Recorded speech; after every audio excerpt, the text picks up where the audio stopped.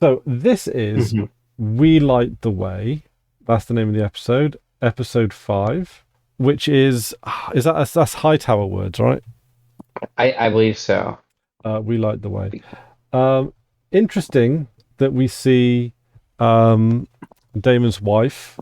Hang on a minute. I'm just going to pull up the IMDb for the characters in this episode because there were a few of them. Yeah, she rocked the one scene that she had. I thought she I've gave a good yeah, performance, actress. for sure. Actually, she was an interesting character. I don't necessarily like.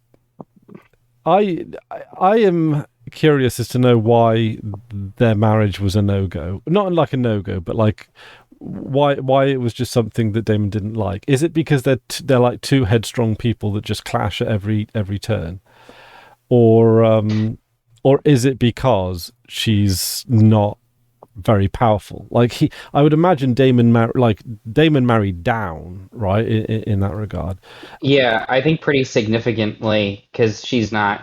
Her house isn't it's really not. even that high. All things considered, they're noble, but they're one of the I think lesser lords of the Vale. Yeah, well, They're the Aarons are they're bannermen to the Aarons. exactly. Yeah. And I think that her personality clashes with Damon. We can see Yeah, and in she's that also scene, and that it's not really what Damon's looking for in a wife. no. I am almost. I believe it was an arranged marriage, right? Yes. Yeah. So I'm having a heck of a time trying to find this episode on IMDb. They keep putting me towards the blog, and now it wants me to download the app. Come on, IMDb. Yeah, IMDb really sucks these last couple of years. They dropped the ball. Yes. Okay. Right. Right. We like the way. Right. Great. Okay. Prepared. Also. Okay. Right. So, um, this is kind of interesting. I also found like was he supposed to was Damon supposed to look ominous in his little like Game of Thrones Mac, like because he Yeah, looked he looked like a Sith or something in his robe. well he, he looked like he'd been at it with the sheep. To be honest, he looks like a right dodgy character in the field, doesn't he? He does look pretty dodgy. Yeah. So are you back from your wanking field again, Damon? Like I yeah, that's like I guess they were trying to go for sinister, but they just kind of made it look like grotty old pervert. Um, Yeah. uh, yeah, I was yeah, like it's. I guess this is like the way that it was going to go, right? Like maybe it's a reminder that he's a bad dude, or like it's kind of interesting to try and work out what his political machinations are, whether or not he's got any. Some people seem to think that he's kind of doing this a lot on the fly, like he's just trying to sort of gravitate towards maybe power or just like doing what he wants, sort of in a more Joffrey-esque way. Do you think he went to the Vale with the intention of killing his wife? He, Or he just sort of happened like circumstances, she like she fell off the horse. He like sort of pushed her into that, but he bashed her head in. I guess I've been reading the books yeah. or the book too, and they don't say it was Damon in the book or anything, so that's something they've added in the show. Mm. But it's I think later on in the episode we see that he was still interested in Rhaenyra, but is also looking towards his cousin too. So I think he does have some machinations.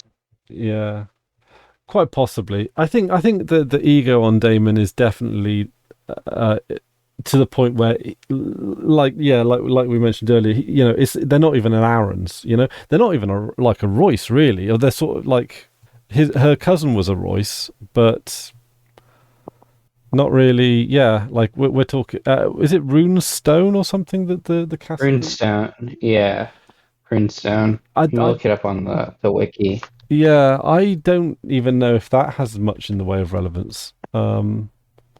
Runestone. So I'm looking. Runestone. So it's by. Yeah, seat of Oh, House Royce in the Vale Aaron. well, geographically speaking, I've just looked it up on the map. Runestone is not like it's not a million miles away from Bravos. Like it would be a direct shipping route. I don't know if that means anything. Whether or not that would be like a military advantage, but it is on the coast near Bravos. I'm just trying to find where the stepstones are they like?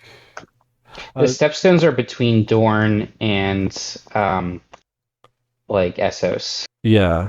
So there's Lys that's not far away south of the stepstones. Tyrosh, which we have not seen much of. Is that one of the free cities? I guess so. Myr, where of course Thoros of Myr comes from. So that's interesting actually. The stepstones yeah, they're quite south. Yeah. South of And I think the Triarchy is supposed to be like an alliance of Volantis, Pentos, and Bravos, but I might be getting the cities mixed up. So that Volantos that sounds familiar. But yeah, that's like South Essos near Valeria. yeah, Volantis is south. But like Bravos is like well out of the way if they've got anything to do with the Triarchy. They're like completely to the north. Actually, to be fair, that's kind of interesting. I'm just looking at the map now. Like Bravos, to the north of Bravos is basically the North Pole, or not the North, but like their magnetic north. Yeah, it's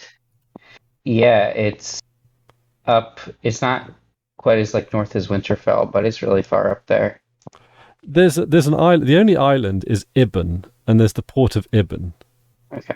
Okay, I was wrong. I was wrong about Bravos. Okay, so the cities in the hierarchy are Myr, Lys, and Tyrosh. Okay, that makes sense. That makes a lot more sense. Yeah. That's in the south. That's all right near the Stepstones. Okay, so there's some stuff referenced in the wiki of Ice and Fire about Ibn. The grey, gloomy port of Ibn has cobbled alleys, steep hills, teeming docks, and shipyards. The city is lit by whale oil lamps surrounded on iron chains. Its main structure is the God King's Castle. Beyond the port of Ibn, foreigners are only allowed with an Ibnese host. The port of Ibn has ruled over Ib and the lesser isles of the Dawn Age. In Ilario's manse in Pentos, Daenerys sees hairy men from the port of Ibn.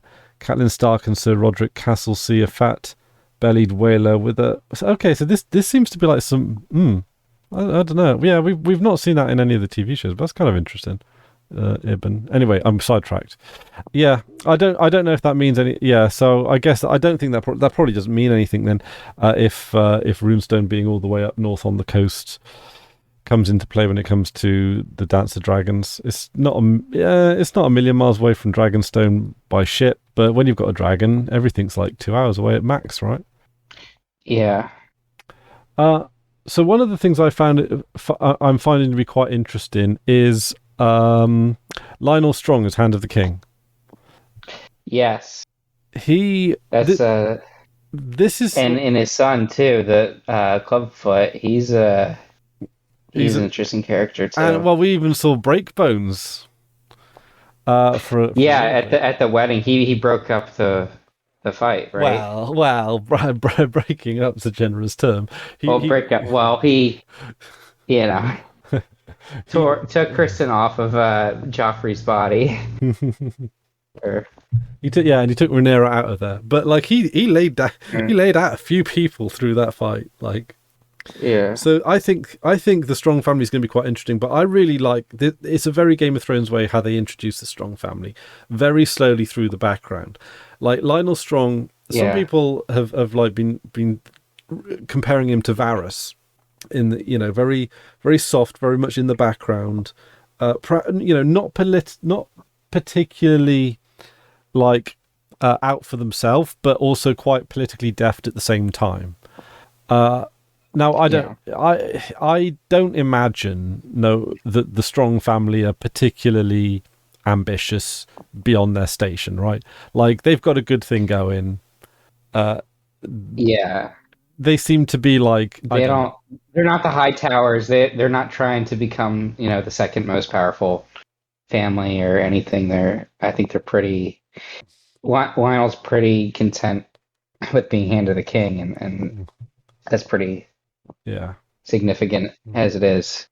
exactly. There's not really like they see that they want to play it safe, and they probably do want, like, they probably are serving the realm. I would imagine they would probably be like legitimately honorable, but at the same time not stupid. Like, I'm sure these people exist, right? Maybe I mean, Yeah, we yeah, maybe. like I don't recall much. Like, I don't recall the Strong family being particularly um prominent in the Dancer Drag, or like like, I could be wrong here, but they just seem to be. Well, okay. I do know a spoiler. Yeah, If well, yeah. Go ahead. Yeah, should I say? yeah. Spoil me. So, um, basically, after this episode, is totally going to go over to the Queen's side, support the Greens, Hmm. and the new sworn protector of Rhaenyra is going to be Harwick Strong, Okay. and it's alleged that he is the father of her children that she will have with Prince Laenor or uh, Sir Laenor. Oh, well, that's quite interesting. That's very Yeah, interesting. Ah. yeah. If Yeah. it, that is if the show follows the books or the book, Hmm. I because mean, it's already deviated from the timeline a little bit. well, I mean, they're going to have to in a substantial number of ways. Also, like with the Fire and Blood, you got the unreliable narrators. Yes, they in these chapters specifically they go into that and they talk about it how they basically have the maester that's compiling it has records from a maester, a the high septon, and a like court jester named Mushroom, Mm. and they all the sources sort of contradict each other a little bit here and there. Yeah. So Well, we're finding out new things for the first time in the show. yeah. Well, Kristen Cole, he I since we're in spoiler territory, he murders someone on the council when the king dies, when Viserys dies. Yes, yeah, Lord Beesbury. That's the one. Does he? So does Kristen Cole just turn into a complete, like, I don't know, Bronn of the Blackwater type of character, or maybe not as bouncy, not as irreverent, but like it seems that from my understanding of Kristen Cole is that he seems quite brutal, and like Yeah, because he, like, get introduced to him, you think, oh, okay, this is a little bit of maybe the like you're introduced to him as an almost knight in shining armor kind of fella, and are you kind of watching him just sort of tumble down into is he going to be this like gritty hired gun type of character where he's just like loyal to Alicent, but like the Hound, maybe. Do you know what I mean? Like from the original Game of Thrones, where yeah. it just becomes It's so cynical and jaded that that he, like, yeah, that he just, I don't know, because from the accounts that I know of in the Dance of the Dragons, of which a lot of I've forgotten. So my sort of my spoiler knowledge, or my knowledge of how the Dance of the Dragons pans out, is spotty at best. But yeah, from what I remember of Kristen Cole is that he just seems quite, I don't know, mercenary, I guess, or not, not the character that was introduced at the beginning of the show. That's for sure. yeah. That was definitely all added just for the show. I think everything with him in the tourney at the beginning um, wasn't in the book, and in the book they actually say that Laenor killed um, Joffrey, uh, Laenor's boyfriend, in the tourney, I think. So they changed that, or Oh. the sources were wrong. However you want to look at it. Maybe they try to change history a little bit Hmm. there. That can we talk about the wedding Um. now and all the Yeah. just Uh. So yeah, the wedding. Quite a lot happened, but um. Let's see. I'm just gonna look it up now. Right. So chronologically speaking, Lannisters come in. All right. So this Jason Lannister guy is the first. He's the first like bit at the wedding. Yeah, we don't like him. No one likes him. He's clearly everyone thinks he's a knobhead, right? Like, yeah, total knobhead. yeah. Um, and he side eyes Rhaenyra a little bit. Which is kind of dumb. So he's obviously not very bright. Um, Hmm.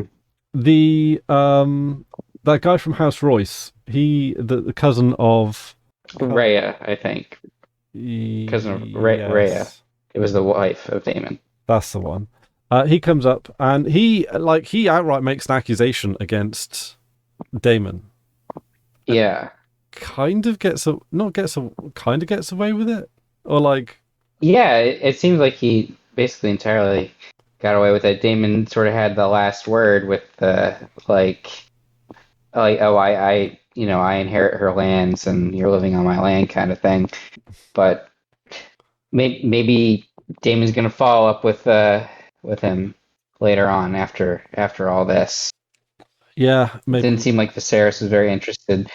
Viserys just sort of lets him walk in after banishing him in the previous episode. yeah. You I know, I think so. Yeah, that's yeah. I'm not entirely sure what the game is with that. To be honest. I think Viserys. It just shows how weak Viserys is, and he just keeps Yeah, you know like reneging on his word, and he has a soft spot for his brother. yeah, yeah. And maybe he doesn't see it or recognize it, or no, he seems to like, I don't know. Does he care? Is he drained at this point that he just doesn't have the energy to follow, to keep up? Yeah, I mean, he seems in bad shape. He collapsed a couple of times in this episode. It's kind of hard to believe that he's gonna last a couple more years. I saw him in the preview for the next episode, and I was surprised. I would not have been, I was expecting that collapse to be the end of it, and I was expecting the jump in 10 years to be maybe like after his death. Hmm. But I think I've seen him in the preview, so I like, which is a big time jump.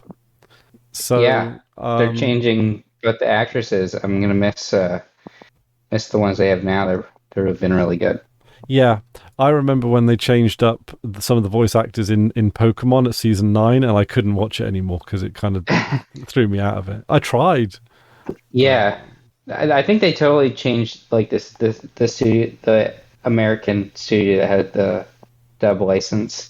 Yeah, I looked it up. I remember that too. Yeah, and it was like when the show was declining, and they just decided to cut back on costs and hire cheaper actors for it, Yeah. and which is yeah.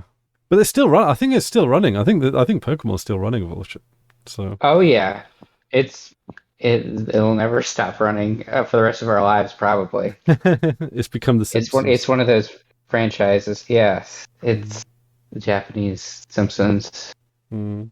All right, so we've got yeah, Damon. And then so yeah, after the Royce guy was sort of being sort of discussed and dealt with, then Corlys and the Valerian folks come in. Um, yeah, and um, what is kind of interesting, actually, just as I'm looking over this, we were introduced a little bit more. I think you might have mentioned Laris Strong, the other strong Yes, son. the Clubfoot. Yeah, who seems to be a little bit of like some people have been saying he's like the little finger of the show, right? Like he is. Yes. almost what Littlefinger should have Totally. been, because like Littlefinger might as well like have had a moustache and was be twiddling it all the time. Do you know what I mean? Like everyone like Yeah, exactly. with Littlefinger, there was very much a show don't tell, or show and tell in many cases, in terms of what his character was like. Like he was very stereotypically, well, Littlefinger in his way, but a lot of people say that like a more accurate portrayal of Littlefinger would have been like Larys Strong here, someone who people might look down on, that people might not necessarily spot as a threat, and yeah, like I think that he's an interesting character, especially with his like little insinuations and like planting these little Yeah, he's very careful with how he's speaking. Mm. And he's, I think, definitely in the Green's side of the court, with Alicent. He sort of like reminds me of like sort of combination of like Varys and Littlefinger a little bit, because like people like were sort of like assumed like less of Varys, because he's a eunuch and everything, and he was treated differently, and I think he's in the same way. So, okay, so the Strong family might actually be massive political players to watch out for Yes. anyway. Yeah, because I think he ends up becoming Master of Whispers. I don't know. I don't know if it's to Viserys or if it's to I think Alicent's son or something. So yes, they are going to become more powerful going forward for sure. But are the Strong family playing both sides? Are we going to have Breakbone Strong? I think that they're just they are on just different sides. The family is split. It seems to be like splitting into a little bit. But is that by design? Are they literally just playing both sides? That's the question. That's the question. That's what I want to find out. That's interesting.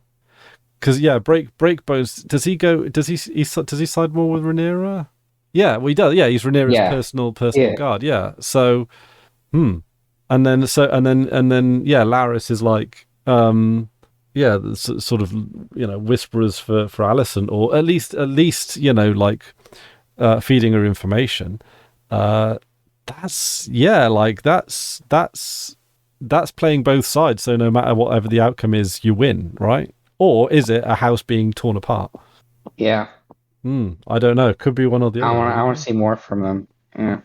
I suspect, given Lionel Strong seems to be doing quite well, and has yet to really come up against any kind of difficulties thus far, or any kind of like, I suspect there's this is by political design. Like have a little bit of control in each different area of the court.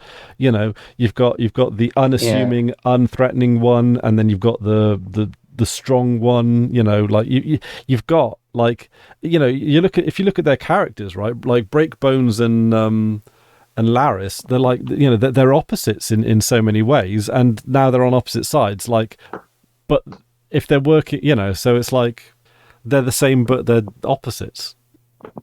Yeah. So yeah, I don't know. That's what I would assume it to be, rather than the house splitting apart. But what happens to the Strong? Because we don't see the Strongs in Game of Thrones. So does the house get wiped out? Yeah, I don't know what happens in the end. I do know some things that happened to some of the Strongs, but how they got from where they are now to the time of Game of Thrones. Maybe that's wrapped up in the Dance of the Dragons. Maybe they linger on a little longer. Because they're the lords of Harrenhal, right? And when we see Harrenhal's abandoned in Game of Thrones, isn't it? Well, it switches hands, but Harrenhal, like the curse of Harrenhal is that every family that's ever held it basically disappears.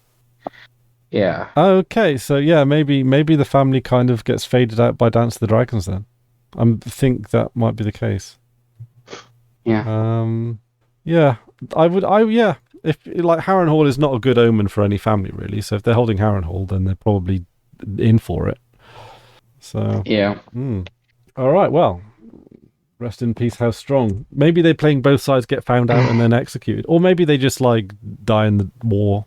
You know, wars often kill people. You know. So this thing with Kristen Cole at the wedding then, like, should we talk about the meme that Stacey wants us to talk about? Which one was that? She sent it to me before, but earlier, like just after she saw the episode, I think. But it goes, so it's got a picture. All right, because I'll just describe it for the folks at home. So there's a picture of Kristen Cole, and it says, "This dumb bitch only fucked Rhaenyra once and thought he had done so well that she would give up her crown and birthright. I wish I had his self-esteem and thought so highly of myself." Hashtag House of the Dragon. Yeah, for real. He like the whole episode. I was watching Kristen Cole, and every decision he made, I'm like, "What are you doing? Yeah. What are you doing?" Like he seems like he's like, you know, racked with guilt over breaking his vows, and in his eyes, like the only thing he can do to redeem himself is, well, not even redeem himself, is just to, you know, get away. But Rhaenyra does not see him the same way that, you know, he does her. He strikes me as being woefully naive.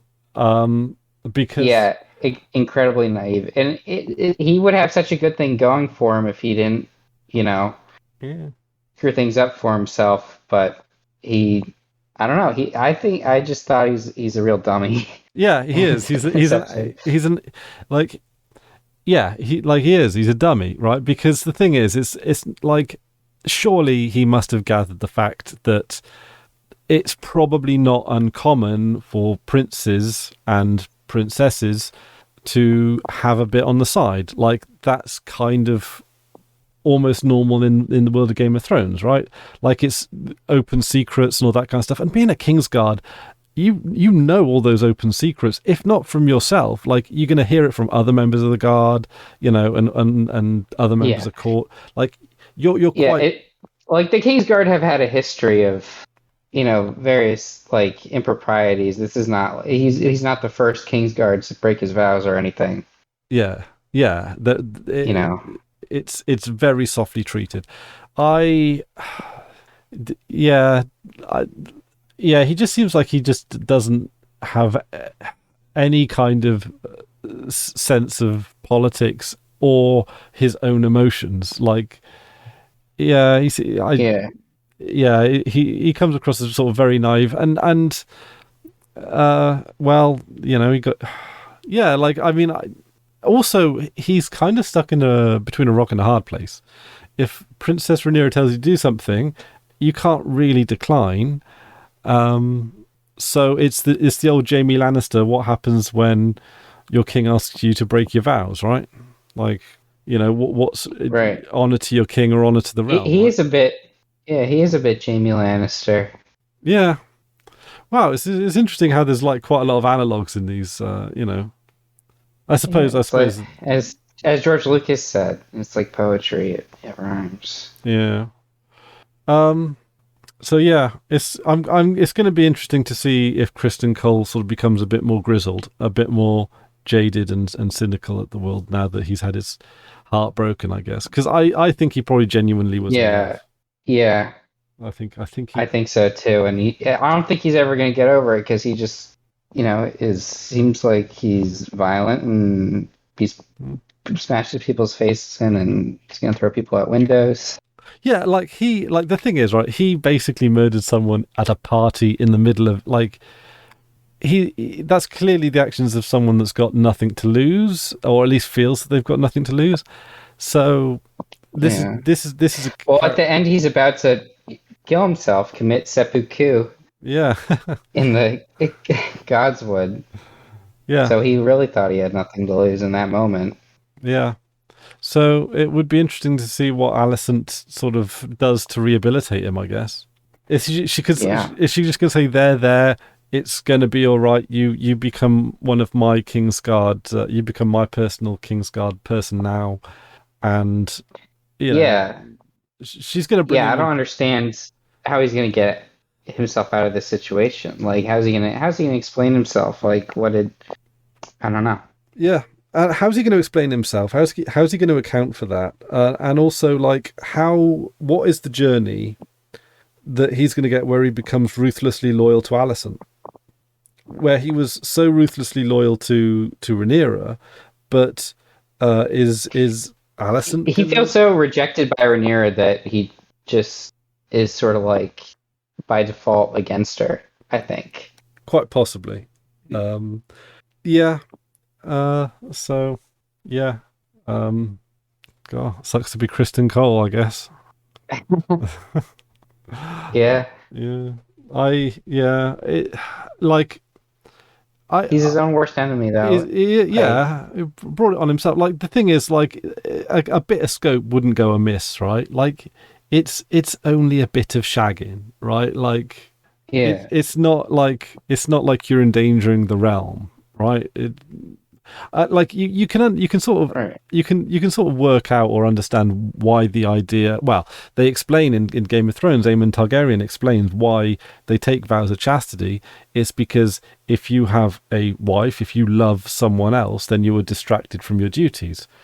But they turn a blind eye to what does Samuel call it? A bit of Sally on the side Yeah, in Molestown, right? Like it's yeah. I think yeah, like he's obviously, like you say, he's his own worst enemy. He's completely lost perspective, and he's highly self-destructive about it. So hmm yeah. Also, I was kind of like, I know that I know that that Night of Kisses fella was like I wonder what his game was when he went up to Kristen and sort of yeah. That was a little dumb on his part. Just out in the open, just insinuating certain things. yeah, Like, like you think you want to keep that a little closer to the chest. or at least like yeah, kind of, but I don't know what his goal was, right? Because was it to like taunt him, or what, or was it? I guess I don't think it is, but could it have been an attempt to an olive branch to be like, we're in this conspiracy Yeah, I together? think that's what it was, but he was a little, naive about it, and he couldn't have predicted, Kristen would go berserk like that, because that's not something, a rational person would do if they were in that situation. Yeah. So yeah, maybe he just assumed that Kristen Cole, being like a knight of the King's Guard, was a bit more of a blokey bloke and a bit more like, not as emotionally invested in it all, perhaps. Yeah, Or even still, like, not not not as. Maybe he just assumed that he was coming from they were coming from the same place, because Night of Kisses was still very much in love, like they were in love. So I yeah, assume, or they certainly gave that impression. So yeah, um,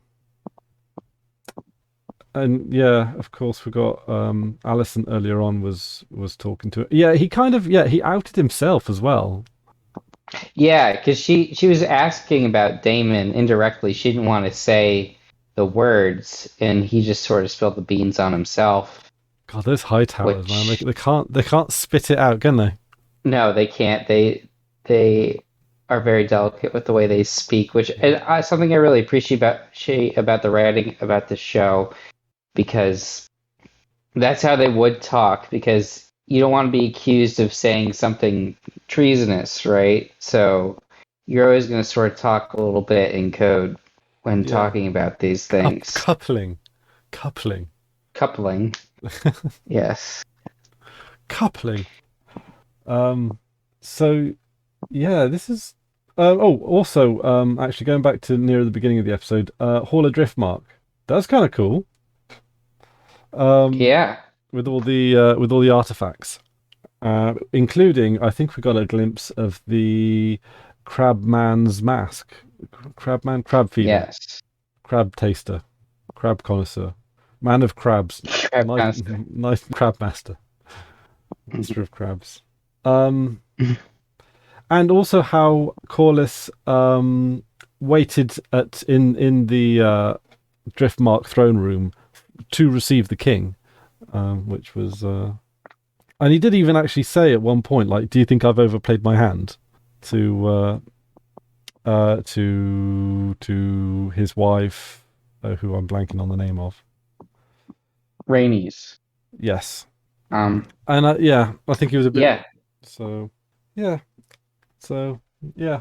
Out of this episode, I was particularly interested to see Lionel Strong sort of emerge as as the hand, and he was in the preview for the next episode. So, and he was substantially balding, which is kind of interesting. So obviously, signifying the big time jump. So he lasts like longer than 10 years as a hand, because in Game of Thrones terms that's not very long. I mean, like in terms of like your average hand doesn't well, it's last so ages long. for Hand of the King. Yeah, it's ages for Hand of the King. For So he seems to be doing all right. Like he seems to be all right at the job, it seems so far. That was a very interesting conversation when Viserys was lying down unwell in his chambers, and Lionel was, or they were talking about like what made a good king, and or like will I be remembered as a good king? And Lionel basically and says you'll be remembered as an uneventful king, right? Like you reigned over a relatively quiet time of peace, which by all accounts is good, right? yeah, he's very pragmatic, and that's why I think he may have more of the good of the realm in mind, because he's like, yeah, maybe you didn't, win any wars or anything, but isn't it better to, live in a time of peace? Mm-hmm. Yeah, and I, like that's it, right? Like if you put the realm before yourself, then yeah, time of peace is good, prosperity, all that kind of stuff. Yeah, I mean, I suppose he's got the step. Well, does he? History will probably credit him with the stepstones of sorts, but Well, history ends up crediting Damon well, that's true. and Yeah, Corlys with the stepstone, really. yeah, but it's better than a loss. Like it's still, or like I suppose it puts, yeah, like I don't know, yeah, yeah. He doesn't have any great personal wins to his side, so No, he well, was never a great dragon rider or anything. He was the last rider of um, what the Balin, I think the Valerian, Aegon the maybe. Conqueror's Valerian. Yes, that's right. Aegon the Conqueror's dragon, but he died when Viserys was young, and he never took another dragon to Yeah. ride.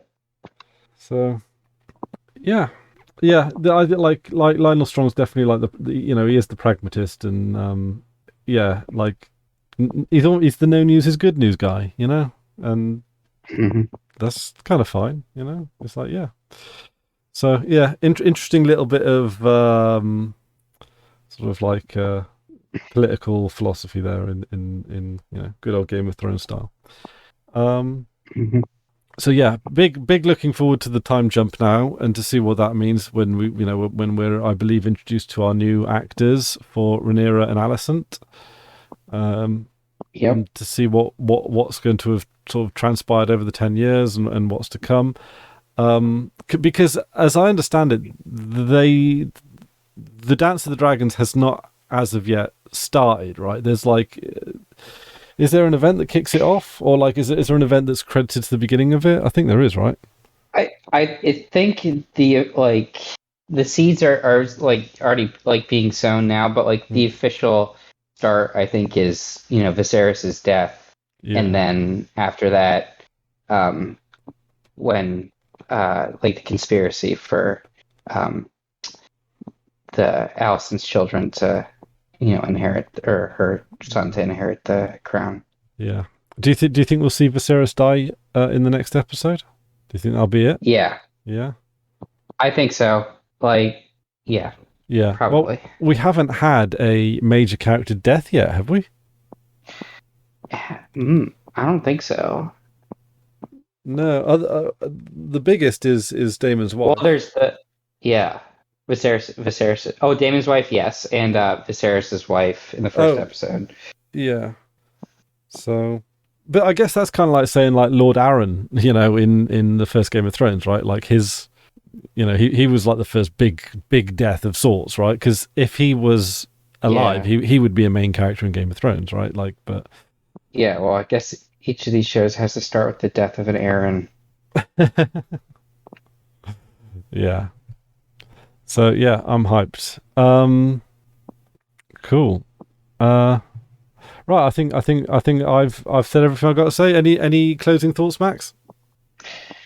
Uh, I've said pretty much everything. Awesome. I'm just looking forward to next week. Uh, I hope these you know the new actresses can do as well as these ones have done. Yeah. So One of the things I can't was believe we're halfway done already. oh my god, halfway done already. One of the things I was kind of curious about is did how like in terms of continuity from the actors going transitioning, did they focus on in terms of casting? Did they like cast one and then cast the second to match the other one? Like which way round would they have done it, right? Like would they have casted, because if this show goes on for like 3 or 4 seasons, then obviously it's going to be the older Rhaenyra actor, who is I don't have it up in front of me now.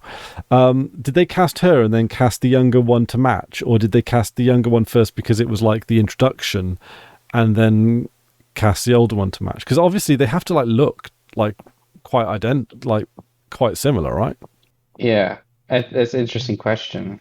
I don't know. Yeah, casting for the two must, I don't know, that because you have to find so much criteria that matches. It's not just to find someone that finds the part, that does the part well, and sort of looks vaguely correct. Like they have to look spot on, and they've done a great job by all accounts, by the looks of it. So I don't know, interesting. So cool. Anyway, yeah, can't wait. So I think that's about it from us today. We'll be back next week. Matt's not feeling too well, and I think Stacey might be working or something. But Blessings of the Seven, that they return next week. And thank you very much, everyone at home, for joining us. Until next week, toodaloo. See ya.